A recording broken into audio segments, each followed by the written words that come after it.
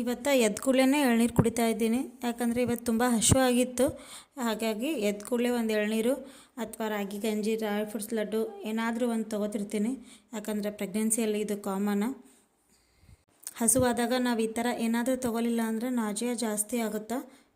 ಹೀಗಾಗಿ ಏನಾದರೂ ತೊಗೊಂಡು ಸ್ವಲ್ಪ ಹೊತ್ತು ರೆಸ್ಟ್ ಮಾಡಿ ನಾನು ಮನೆ ಕೆಲಸ ಮಾಡ್ತೀನಿ. ಮನೆ ಕೆಲಸ ಮಾಡುವಾಗೂ ಅಷ್ಟೇ, ತುಂಬ ಸುಸ್ತಾಗ್ತಿತ್ತಂದರೆ ಒಂದು ಸ್ವಲ್ಪ ಹೊತ್ತು ಬಿಟ್ಟು ರೆಸ್ಟ್ ಮಾಡಿ ಮತ್ತು ಮನೆ ಕೆಲಸನ ನಾನಿಲ್ಲಿ ಕಂಟಿನ್ಯೂ ಮಾಡ್ತೀನಿ. ಮನೆ ಕೆಲಸನೆಲ್ಲ ಮುಗಿಸ್ಕೊಂಡು ನಾನಿಲ್ಲಿ ಲಂಚ್ ಬಾಕ್ಸ್ಗೋಸ್ಕರ ನಾನಿಲ್ಲಿ ರೊಟ್ಟಿ ಮಾಡ್ತಿದ್ದೀನಿ. ಡೈಲಿ ಚಪಾತಿ ತಿಂದು ತಿಂದು ಯಾಕೋ ತುಂಬ ಹೀಟ್ ಆಗಿದೆ ಅನ್ನಿಸ್ತಿತ್ತು ಬಾಡಿ. ಹೀಗಾಗಿ ಇವತ್ತು ರೊಟ್ಟಿ ತೊಗೊಂಡು ಹೋದ್ರೆ ಆಯ್ತು ಅಂಥೇಳಿ ನಾನಿಲ್ಲಿ ರೊಟ್ಟಿ ಮಾಡ್ಕೊತಿದ್ದೀನಿ. ಪ್ರೆಗ್ನೆನ್ಸಿ ಟೈಮಲ್ಲಿ, ಅದರಲ್ಲೂ ಫಸ್ಟ್ ಟೈಮ್ ಪ್ರೆಗ್ನೆನ್ಸಿ ಆದವ್ರಿಗೆ ತುಂಬ ಕನ್ಫ್ಯೂಷನ್ ಇರುತ್ತೆ. ಏನು ತಿನ್ನಬೇಕು, ಏನು ತಿನ್ನಬಾರ್ದು, ಮತ್ತು ಏನು ಮಾಡಬೇಕು, ಏನು ಮಾಡಬಾರ್ದು ಅಂಥೇಳಿ. ಮತ್ತು ಅವ್ರಿಗೆ ಮನೆಯಲ್ಲೇ ಹೇಳ್ಕೊಡೋಕೆ ಯಾರೋ ಇರೋದಿಲ್ಲ, ಗಂಡ ಹೆಂಡತಿ ಇಬ್ಬರೇ ಇರ್ತಾರೆ. ಅವರಿಗೆ ಹೆಲ್ಪ್ ಆಗಲಿ ಅಂತ ನಾನಿಲ್ಲಿ ಒಂದು ಆ್ಯಪ್ಗಳನ್ನು ಸಜೆಸ್ಟ್ ಮಾಡ್ತಿದ್ದೀನಿ.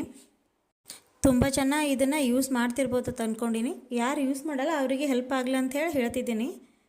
ಪ್ಲೇಸ್ಟೋರ್ನಲ್ಲಿ ಹೋಗಿ ಸರ್ಚ್ ಮಾಡಿದರೆ ಪ್ರೆಗ್ನೆನ್ಸಿ ರಿಲೇಟೆಡ್ ಆ್ಯಪ್ ತುಂಬ ಸಿಗ್ತವೆ. ಅಲ್ಲಿ ಫ್ರೀನೂ ಸಿಗ್ತವೆ ಮತ್ತು ಪೇಯ್ಡ್ ಕೂಡ ಸಿಗ್ತವೆ. ನಿಮಗೆ ಬೇಕಿದ್ದರೆ ಪೇಯ್ಡ್ ಆ್ಯಪ್ ಕೂಡ ನೀವು ಯೂಸ್ ಮಾಡ್ಕೋಬೋದು.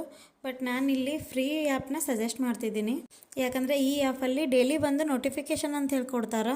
ಅದರಿಂದ ನಮ್ಗೆ ತುಂಬ ಯೂಸ್ ಆಗುತ್ತೆ. ಒಂದಷ್ಟು ಪ್ರೆಗ್ನೆನ್ಸಿ ರಿಲೇಟೆಡ್ ನಮ್ಗೆ ಕನ್ಫ್ಯೂಷನ್ಸ್ನ ಈ ಆ್ಯಪ್ ಕ್ಲಿಯರ್ ಮಾಡುತ್ತೆ. ಈ ಆ್ಯಪ್ನ ನಾನು ನನ್ನ ಫಸ್ಟ್ ಪ್ರೆಗ್ನೆನ್ಸಿ ಮತ್ತು ಸೆಕೆಂಡ್ ಪ್ರೆಗ್ನೆನ್ಸಿಯಲ್ಲಿ ಇದೇ ಆ್ಯಪ್ನ ಯೂಸ್ ಮಾಡ್ತಿದ್ದೀನಿ.